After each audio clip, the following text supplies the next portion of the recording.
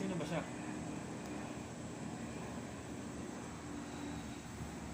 Kapatid ko siya. Kuya natin. Ha?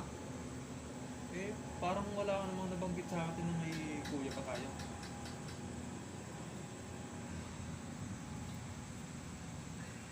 Bunso kasi na akong kapatid. Hirap naman kasi sabihin eh. Bakit ngayon wala dumating tapos bigla magpapakita dito?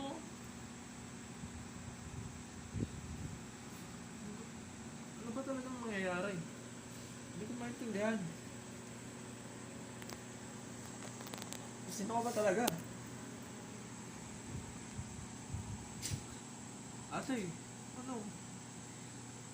May dapat ba akong malaman? Hindi ka na nakawa sa bata. Alam niya dalawa lang kami magpapakapatid tapos bigla ka susulpot dito. Pinabayaan mo kami. Lalo na yung batang yan.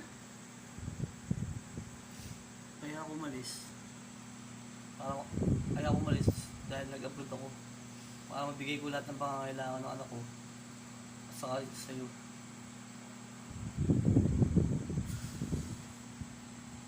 Pero bakit hindi ka man lang nagparamdam? Alam mo ba kung gaano katagal kitang hinanap?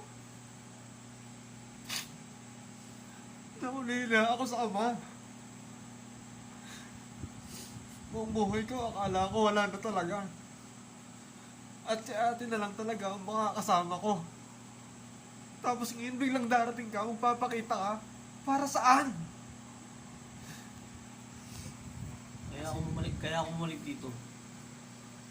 Dahil nakapag-ipon na ako sa ibang bansa.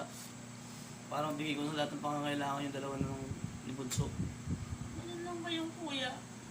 Ang panahon na kailangan namin ng tulong, hindi ka nagpapakita sa amin. Hindi ka nagpaparamdam. Ako nagpalaki sa anak mo. Tinuring ko siyang kapatid. Bunso kong kapatid na halip ako ang bunso. Na ikaw dapat ang tumataguyod sa akin. Tapos ngayon, kukunin mo siya sa akin. Halos lahat ng hirap ginawa ko sa kanya. Hindi ko naman siya kukunin sa'yo. Kaya ako pumunta rito. Para magsama-sama tayo. Mabuo ang pamilya natin. Hindi ko alam. Hindi ko alam kung paano kita pakikisamahan. Habang malayo ka, at hinahanap ko ang kalinga ng isang ama. Hindi ko alam kung ano kaya mong itrato sa akin. Hindi ka naawa sa anak ko. Iniwan na nga ng asawa mo. Sa eskwelahan, hinahanap ang mga magulang niya pero bihira rin ako makapunta sa kanya dahil kailangan ko kumayod para mabuhay kami dalawa. Pero hindi ka nagparamdam.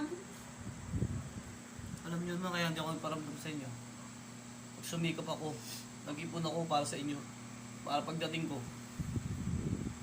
maging maayos ang mga pagsasama natin lahat. Para sa inyo din ang ginawa ko, kaya ako nag-ipon. Kaya ako bumalik dito. Para ayusin lahat ng problema. Bahala na kayo mag-usap ng anak mo. Basta ako, huwag niyo siya ilayo sa akin. Dahil halos ako naghirap dyan. Wala kang naitulong sa akin. Hindi ko naman ilalayo sa iyo yung sasama-sama tayo dito. Hindi ko alam. Pagkataan na akong masandalan. Naiingit ako sa mga batang nakikita ko dahil kasama nila ang tatay nila. Buo ang pamilya nila. May tatay silang nag-aaruga sa kanila. Merong silang tatay na tumatayo bilang haligi ng tahanan. Pero nung iniwan mo kami, ni ate, kahit anong problema, hindi namin alam kung paano namin susolusyonan. Pero buti na lang, nagawa namin makayanan nang wala ka. Habang nasa ibang bansa ka at nagpapakasasa sa pera. Anak, sana mapatawad mo ako. Ginawa ko yun para sa'yo. Para mabigyan ka ng magandang buhay. Sana mapatawad mo ako, anak. Hindi ko naman kailangan eh. Masaya na ako sa simpleng buhay tulad nito. Tulad ng buhay namin ni ate. Sana hindi ka na lang umalis kung gusto mo akong makasama. Dahil ngayon, hindi ko alam kung anong nararamdaman ko sa'yo. Hindi ko alam kung dapat makita ang turing bilang isang ama. Anak, sana naiintindihan mo ako. Ginagawa ko to para sa'yo. Sana mapatawad mo ako. Balang araw, mapag-isip-isip mo rin na tama yung ginawa ko para maging maganda yung buhay natin. Sana anak, patawarin mo ako.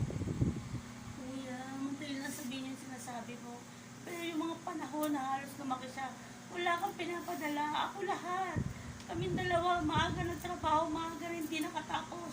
Hindi siya nakapagtapos. Basta yung kababalik. Gusto sana mapatawad mo ako sa mga nagawa ko. Kaya ako umuwi ngayon para maayos yung pamilya natin. Magsama-sama tayo. Tao lang ako, kuya. Mapatawad kita, pero paano yung anak mo?